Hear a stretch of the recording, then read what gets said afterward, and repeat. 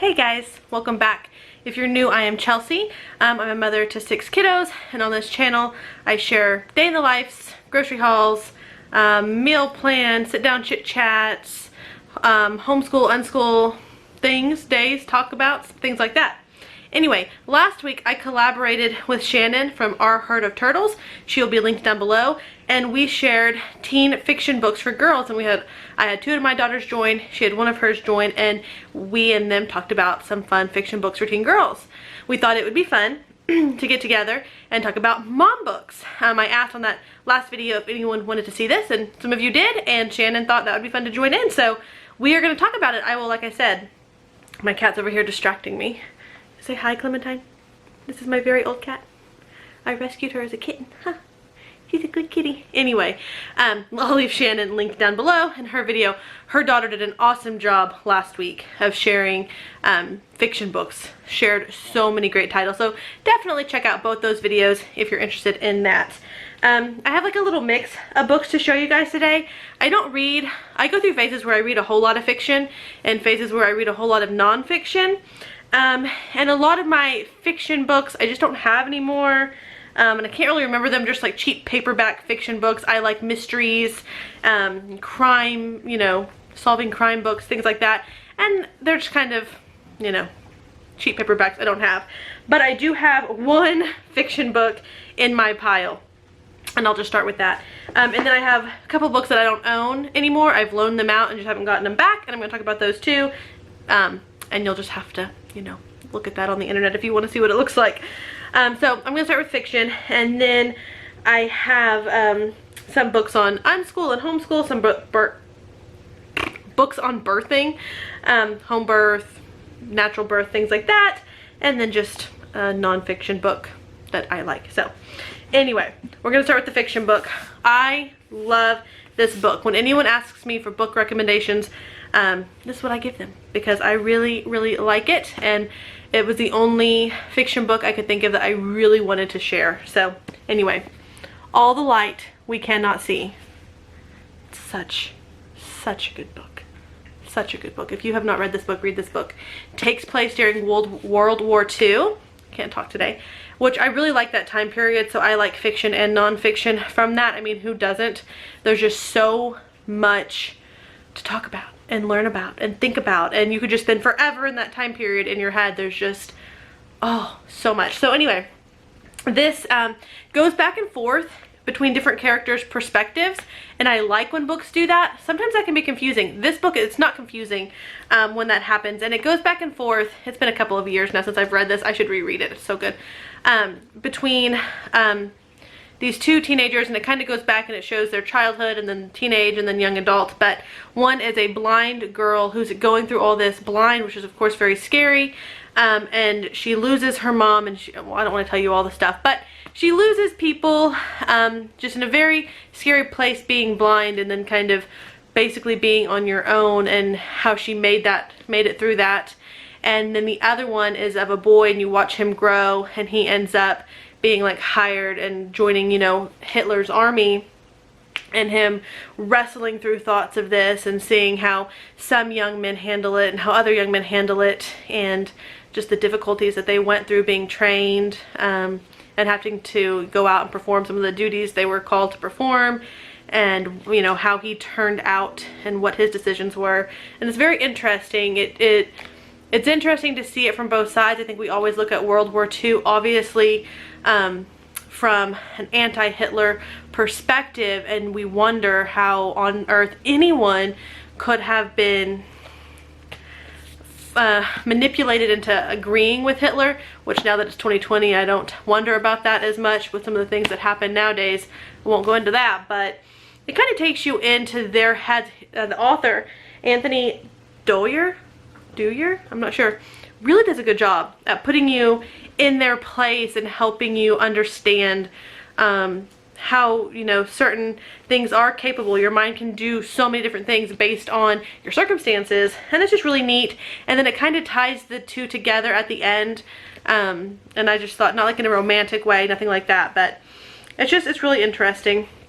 So I won't go any further. I don't want to ruin anything. I can be really bad at spoilers sometimes, but it's very interesting. So definitely check that out. It's fiction. It's obviously historical fiction. I love historical fiction. That's what I read if I'm not reading like crime and mystery. Historical fiction, very good. So All the Light, We Cannot See, read that. If you've read it and you love it, let me know. Very good. And then we'll go to historical, not fiction. Okay, I really like the JFK conspiracy of his death. I can get real into that. I find it really fascinating. I've read a few books on it. This is my favorite, and it's just so interesting. And all the, is this the one? I have a few, and now I'm trying to make sure that this is the one I really liked. This is my second favorite, actually. I'll have to look up the name of my first favorite because this is not the one I was thinking of, and these are on loan to me, and I returned my favorite one because I already read it. So I will type down below what the title is. I got confused looking. I have 3, I returned 1, I still have 2. Yeah, this is not my favorite one. What was it called? I really can't remember. I will leave the title at the bottom. Hopefully I remember to do that because it's a really good book, and it has a lot in the back where it shows you where they got that information, and you can just read pages and pages that were filled out by, you know, officials of certain things. That's just real weird.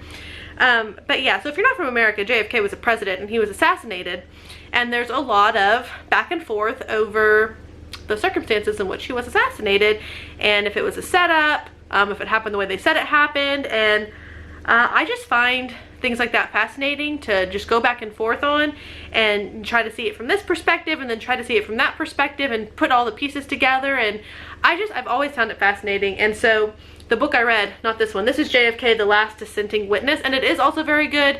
I also have one called The Man Who Killed JFK, and it's funny, it has a picture of Lyndon Johnson on the cover, which is funny.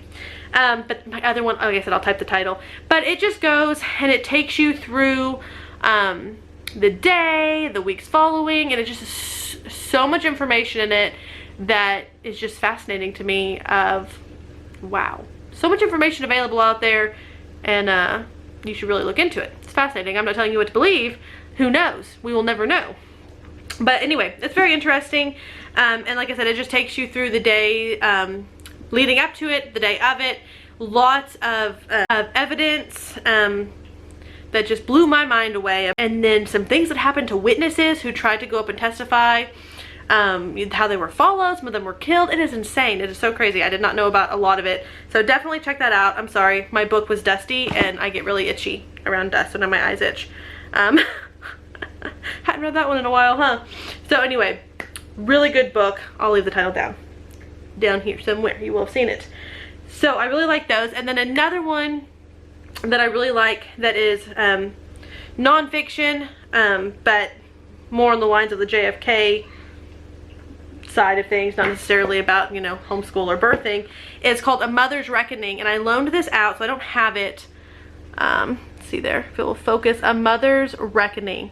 So good. Okay, so it is written by the mother of one of the Columbine shooters. And if you're not from America or you just don't know, the Columbine shooting happened, you know, in the 90s. And it was a high school shooting where 2 high school students went, and they even put some bombs in some of the piping and stuff and shot, obviously, people, students and teachers alike. So it was very horrific. It was very sad.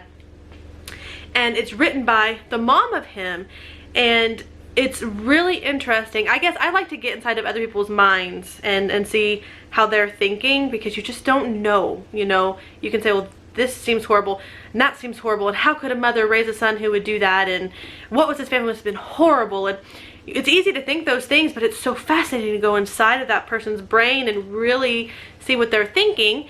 And so she does that. She writes, and it's so heartbreaking, because you really do, I think it's easy to judge moms based on their children's actions. And while, yeah, I mean, we do, my cat's distracting me, we do contribute things to our children, and that can affect their actions. It's just sometimes brains mess up, and sometimes society has a lot to do with that, not necessarily the parents. And sometimes it's little bitty actions that lead to a big explosion that we don't see coming. And she wanted to put this out because she wanted other parents to be aware of, like, look, I missed this and this and this, and because I missed all these things, me missing that helped lead to his actions of doing this.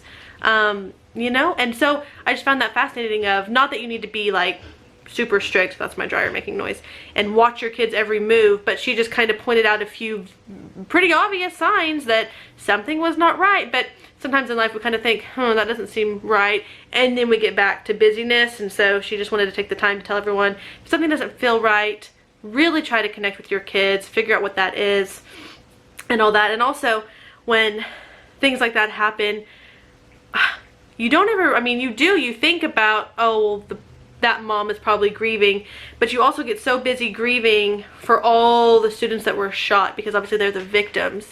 But sometimes, especially when it's young people, the people committing the crimes, they're also sometimes victims of something. And we don't always think about that, and their families are victims. The families of the ones that are guilty here, of the shooters in this instance, those families are victims too. And to hear her story of how she was treated by certain people, especially the media, it's very, very sad. But I mean, it shows how she's overcome it. She also battled a lot of sickness, and of course depression. Who wouldn't? But anyway, it's really interesting to get into her head and her perspective of things and hear her talk. And then, you know, it reminds us to always be on the lookout of everyone's mental state. And if you feel that they need help, try to help them or get them help. And don't take mental health so lightly. It needs to be taken seriously. So those are those. We'll get on to my other ones now. I don't want to make this too long. Another book I don't have with me that is about homeschooling. I loaned that out and haven't gotten that back. It's called Teaching from Rest, and it's by Sarah Mackenzie. So we're moving on to homeschool now.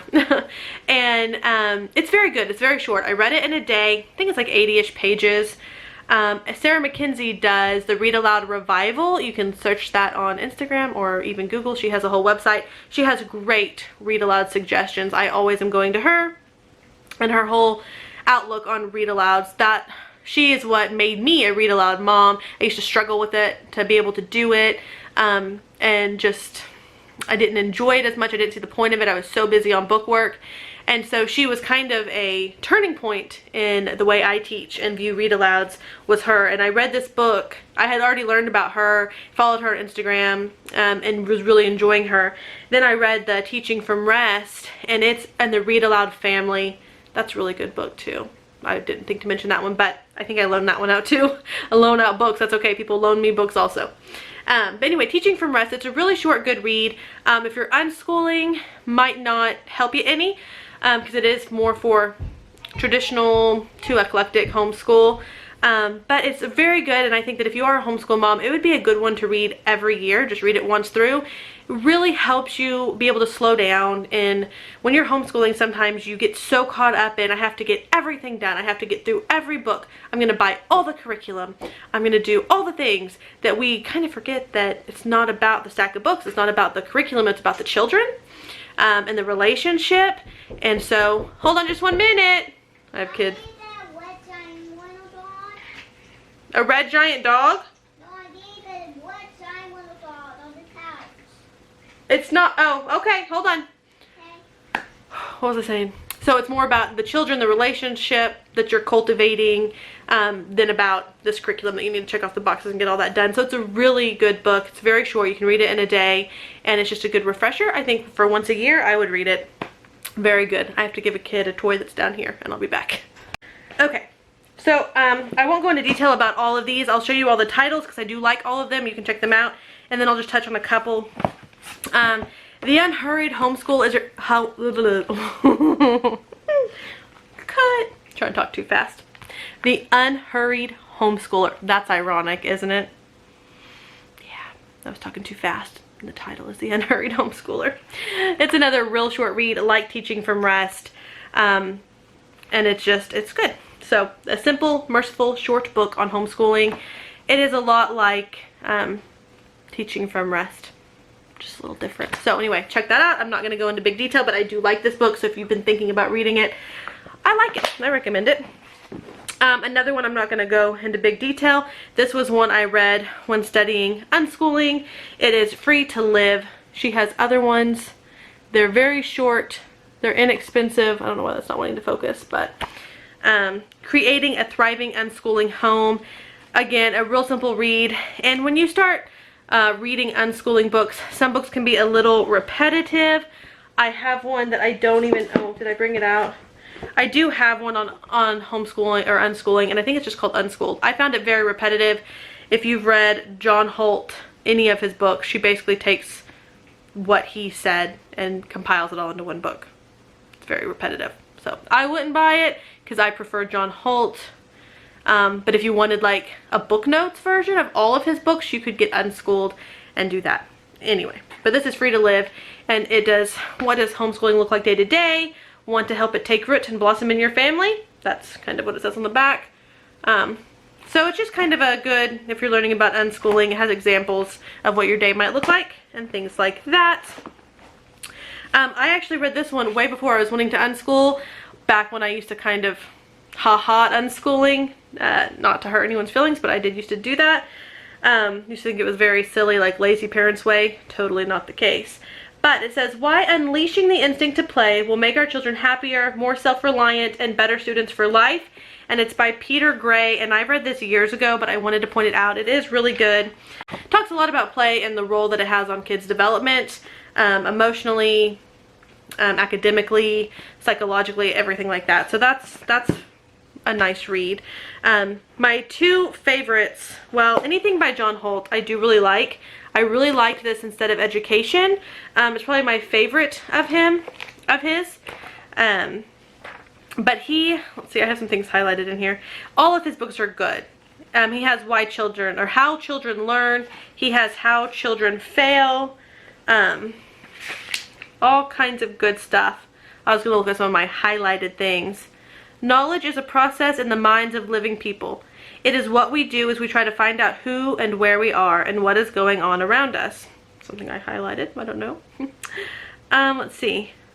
Our most rapid, efficient, far-reaching, useful, and permanent learning comes from our doing things that we ourselves have decided to do, and that in doing such things we often need very little help or none at all. I have found that to be very true. The things that I help my children the least in, if I help at all, those are always the things that they seem to master and become really good at. Because when someone really wants to do something, they will. Right? How many things have you learned as an adult with zero help from anybody? Probably a lot, I would reckon. I was going to see if there was any more highlighted things in here. It was easy to teach people to give right answers to questions. What was hard to teach was to ask the right questions. Questions that are interesting, important, useful, and far-reaching. I agree on that too. I know a lot of parents who struggle with that when they pull their kids out of school. They can tell me, oh, they can find the answer, but they don't have the critical thinking skills that they need. And I find that very true. And I think it's important for us to remember the point of education is to seek knowledge, not to know all the right answers, but to seek knowledge. Because you will never be too old to seek knowledge. You will always need to seek knowledge. And you will be able to find the right answers by seeking knowledge. So let's not get so busy over here on seeking or giving the right answers. Let's be worried about seeking the knowledge to those right answers. And right answer kind of depends on the person sometimes. It's not always one answer. Anyway, save that for unschooling videos. I really like all those. This is another unschooling one. This is really good. This is my kind of jam right here. It's called Dumbing Us Down. I also want to read Weapons of Mass Destruction. That looks really good too. Anyway, The Hidden Curriculum of Compulsory Schooling. This is by John Taylor Gatto. I don't know if that's how you say his last name. Sorry, the reflection from my windows dumbing us down. So when this takes you back, oh, I have a lot of highlighting in here. A lot of highlighting in here. This takes you through how public school got started, who started it, the reasoning behind starting it, how children learned since then, good ways for children to learn now, different ideas on education that's not super mainstream. I mean, so of course it goes into unschooling, but there's lots of different types of unschooling, and it kind of goes into that too. This is good. The curriculum of family is at the heart of any good life. It's a good thing. Until we force open the idea of school to include family as the main engine of education. That was highlighted. Yeah. Anyway, oh, and it goes, I think this is the one, it goes really good onto how as a society with school, we kind of make children stay young for too long. We put them into these little boxes, and children are supposed to be in little boxes, but at the same time, we do a weird thing to children sometimes in society. We make them stay young while forcing them to grow up, like quit playing, but don't be independent. It's weird. Anyway, this book goes into a lot of that. I'll read you the back. After over 100 years of mandatory schooling in the U.S., literacy, I'm ironic today, literacy rates have dropped. Families are fragmented, learning disabilities are skyrocketing, and children and youth are increasingly disaffected. 30 years of teaching in the public school system led John Taylor Gatto to the sad conclusion that compulsory governmental schooling is to blame, and it goes on and on about how he's become an advocate for families and young people. It's really good. This really opened my eyes to how I teach. Really did, and how our school functioned. I would say this is what was like the final blow that I needed to think about what I was doing and what outcomes I wanted, and was I living in a way that would lead to those outcomes. So really good. And anything by John Holt. This video's getting too long. Okay, birthing books, because I just had a baby. He's my 6th baby, but he's 5 months old, and I was having a home birth for the first time. It was my 6th natural birth. I've had a midwife every time, but my first 5 were in a hospital with a midwife. So I thought, okay, since I'm doing this at home, I feel like I need to be more prepared. And I thought I knew so much about birth. And I thought that I was so well learned and all of that. And I took it a step further to have my home birth, and I learned so much more. I love learning. It is so fun. And it's just amazing. It's like you can never know everything. You just keep learning. And it's just, so if you're going to have a home birth or even a hospital birth, these books are really good. So this one is going to be my least favorite, just because it says the Essential Home Birth Guide, and it is. There was good stuff in here. And I did learn some good things in this. But this, I think, would be for someone having their first baby. Because it was a lot of information I knew. So if you're having your first baby, I highly recommend this book. I did learn some new things out of it, but it felt like a long read because I felt like I was just reading stuff that I already knew. The Essential Home Birth Guide. It's a good book. Be really good for your first, maybe second baby.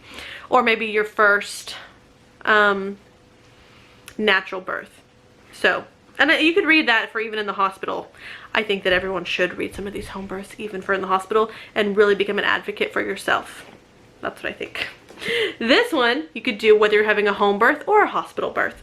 It is Hypno Birthing. I did the Bradley method for my first 4, and I did Hypno Birthing for number 5 and number 6. Love it. Love Hypno Birthing. It's my favorite way. And even with Aria, I did kind of a mix of it, of the Bradley and the Hypno. And her birth was kind of weird. I have her birth story. You can find it. But Hudson's was just pure Hypno Birthing. I really like Hypno Birthing. It helps a lot. This book comes with a CD of tracks you can listen to. But if you've never heard of it, look it up. It sounds kind of, you know, witch doctory. It's not. And this goes through so many, like, it's really neat how it goes through words that the medical people would use, like contractions, words that a hypno birth language would be, like waves or surges, because your mind's going to connect contraction with pain, because that's how they portray it in every movie, every TV show, and even your doctors are going to say that. Whereas a wave, if you imagine a wave, it builds, right? It builds and it's really strong, and then it lowers itself back down. And that's really what a contraction is. It builds. It gets bad. It lowers itself back down. But yeah, I was able to use this book. It was very informative, and then I listened to the tracks, and it makes for a really nice birthing experience. Is he cranky? Oh, come here, Hudson. I'm almost done. I got one more book. Sorry. And I'm sure I'm forgetting some books. You're fine. Melissa was watching them for me. Oh.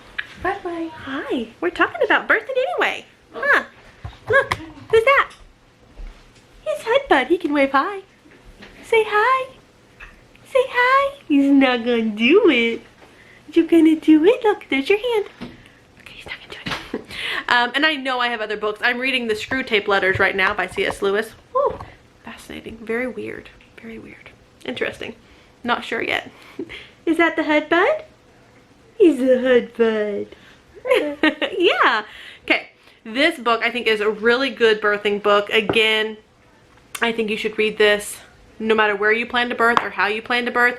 So much good knowledge that every woman should have. When you birth, it is your body, it is your experience. You are in charge.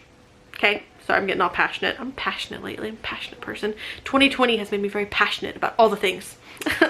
I feel bad for some of you guys. You have went and followed me on Instagram. A lot of y'all lately. I'm very passionate over there. I'm very easygoing over here. I'm very passionate over there. I'm sure you found that out if you went over there and followed me. Home birth on your own terms. A how-to guide for birthing unassisted. No, I did not birth unassisted.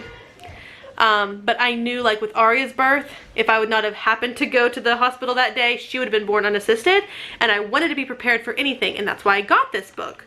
There's a Facebook group for this. Heather Baker is who wrote it. She is a midwife. This book is a wealth of information. Look at the little cheesy baby there. Wealth of information. This book will take you through everything you need to know plus more. There are graphic pictures in this book. Okay, there are naked ladies in this book. So if that offends you, I don't know, put sticky notes on it. I've heard of people that do that. I won't show you on here. I don't probably get in trouble. It also goes through postpartum for you and for baby, but it'll take you through any condition that you might have, the signs, the symptoms, remedies, when it's necessary to go get medical help, when you can probably try something at home. It never would lead you to do something risky. But it'll take you through, and I wanted to read it in case I had him unassisted. I obviously had a midwife, but I wasn't sure if that would go the way, if she would get here in time, all that stuff. It made me feel, the first time I read it through, it actually made me feel more scared, because it goes through what to do if the mom loses so much blood she has passed out. It tells you what to do if your baby is blue, like while you're waiting for the ambulance to come. It tells you to call the ambulance, no one freak out. What to do while you're waiting for them. It goes through what to do, you know, if you have prolapse, if you have really bad tears, if the baby's cord's around his neck. So it takes you through all these really scary scenarios. So the first time I read it, I was like, I have to go back to a hospital. This is scary. I can't have a home birth. But I heard that was common. I was on the Facebook page. So I read it again. And it really does make you feel more empowered and prepared and ready. And I read through this so many times when I was pregnant with Hudson, and I would go through certain parts even more times than others, knowing that like this might happen for me. It'll give you a list of a whole bunch of herbs and oils and just supplements. My feet are falling asleep from sitting on the floor. To all kinds of issues that you might have, even like depression, anxiety, sciatic nerve, blood pressure, blood sugar. He wants to eat this book. You can't eat the book. All kinds of stuff. I'm sitting by a toy box. I recommend this. Like I said, even if you're having a hospital birth, read this one and this one. Just read them. Like honestly, just read them. It'll make you informed, and even if you don't use Hypno Birthing, you're going to learn stuff about your body and mind connection, how to deal with pain. Ever since I've had babies, even my Bradley method babies, I can deal with pain so much better because I will use techniques I learned, stress better, all the things better. So those are my books, and I'm sure I'm forgetting. I know I've read books and absolutely loved them and was sad they were over, especially fiction ones. I just can't think of them. But I know this video is probably like 30 minutes long, and I have kiddos waiting for me to take them to the park. Do you just want that baby? Look at this baby. Look at this baby. So I'm going to let you guys go. But anyway, I hope I shared a good enough variety there. And I hope I made sense. I feel like sometimes I get to talking, and then I go back and I'm watching while I'm editing, and I'm like, you blabbed about the most random stuff like this right now. Anyway, I'm going to go take my kids to the park. I hope you guys enjoyed this. Don't forget to check out Shannon's video. Tell her that you came from me and that I say hi, Shannon. She's such a sweet lady. And I will see you guys next time. Say bye. Hudson Riley. Look. Who's that? He just wants the books. But the children love the books. Bye, y'all.